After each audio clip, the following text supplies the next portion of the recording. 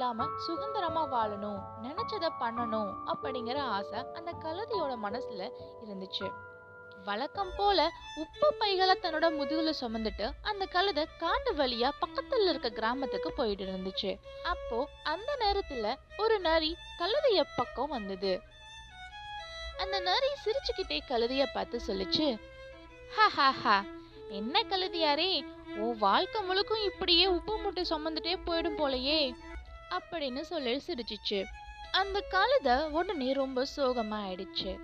அந்த நரி அந்த கழுதை கிட்ட சொல்லுச்சு, இங்க பாருங்க கழுதையாரே, நான் சொல்றத பண்ணீங்கன்னா உங்களுக்கு கண்டிப்பா சுதந்திரம் கிடைக்கும். நீங்க அதுக்கப்புறம் உங்க இஷ்டப்படி இருக்கலாம் அப்படின்னு சொல்லிச்சு. அதை கேட்ட உடனே அந்த கழுதைக்கு ரொம்ப சந்தோஷமாயிடுச்சு. என்ன, நிஜமாவா? இனிமே எனக்கு சுதந்திரம் கிடைக்குமா? நிஜமாதான் சொல்றியா அப்படின்னு ரொம்ப ஆர்வமா அந்த கழுதை நரி கிட்ட கேட்டுச்சு. ஹாஹாஹா, கண்டிப்பா உங்களுக்கு விடுதலை கிடைக்கும். நாளைக்கு இதே நேரம் இதே இடத்துல